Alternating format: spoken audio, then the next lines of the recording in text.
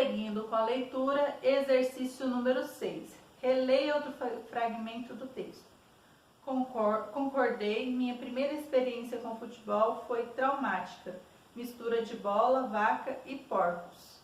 E está certo, não é raro que uma partida termine em tourada e que seja manifestação de espírito de porcos.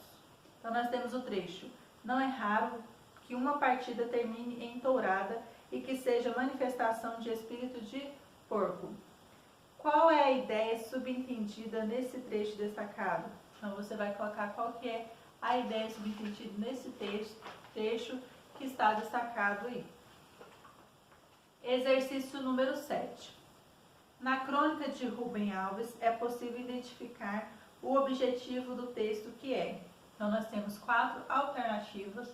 Vocês vão ler essas 4 alternativas e vai marcar aí para mim qual que é a correta. Exercício número 8.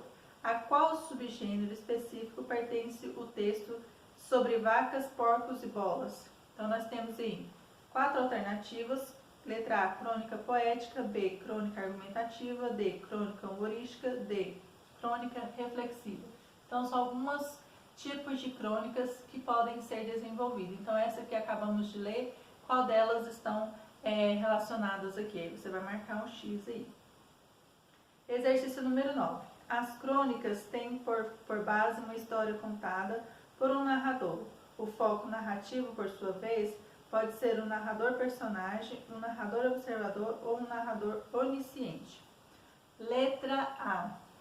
No quadro a seguir, associe o tipo de narrador à definição correspondente. Então, nós temos aqui tipo de narrador, primeiro narrador personagem, segundo narrador observador e terceiro narrador onisciente. E do lado nós temos as opções para que vocês possam marcar qual que é a correta aí, certo? Então, conta a história na terceira pessoa, conta a história na terceira pessoa e conta a história na primeira pessoa. Então, você vai marcar aí quais são essas alternativas. Letra B. Qual é o tipo de narrador da crônica sobre vacas, porcos e bolas? Então, que tipo de narrador é? Aí você vai marcar aí qual que é esse narrador aí. Exercício número 10. Complete o quadro de elementos da crônica lida. Então, você vai completar aí, tá? São linhas embaixo aí que eu deixei, então vocês vão completar essas linhas com completando essas frases aí. Então, por exemplo, o protagonista da história. Então, quem é o protagonista da história? O local em que a história acontece. A época dos fatos narrados. O fato inicial que motiva o desenvolvimento da história. O desfecho da história. Então, você vai colocar a ordem correta de cada um desses elementos aí e vai associá-los aí à crônica que vocês leram. Então, colocando aí, encaixando certinho em cada um. Exercício número 11. É possível identificar algumas marcas de oralidade no texto.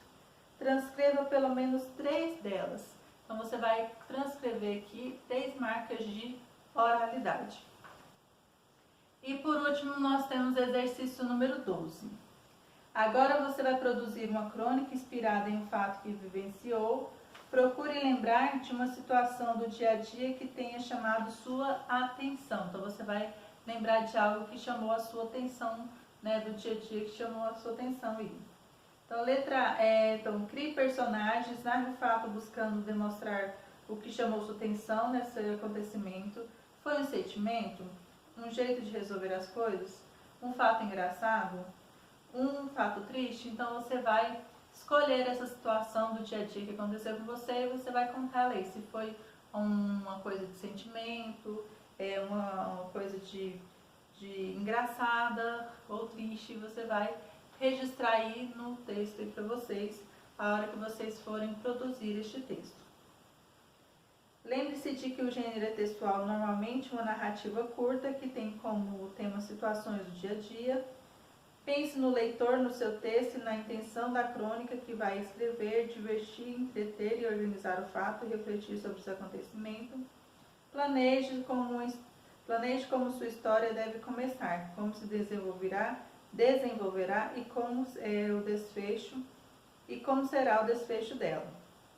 Escolha o tipo de narrador, O texto pode ser escrito em terceira pessoa, isto é, será ser o narrador, mas não precisa participar da história. Ou pode ser escrito em primeira pessoa, em que o narrador personagem, então você pode escolher entre ser o narrador observador, né, que está apenas observando aí os acontecimentos, ou pode ser o narrador personagem, ou seja, você é um dos personagens aí da sua crônica. E por último, você pode utilizar diálogos e marcas de oralidade para deixar seu texto mais leve e mais próximo do leitor. Então você pode usar essas marcas de oralidade, a linguagem informal, para que seu texto venha ser compreensível para as pessoas que vão ler, tá bom? Então, nos próximos vídeos estarei fazendo com vocês a correção dos exercícios, tá bom?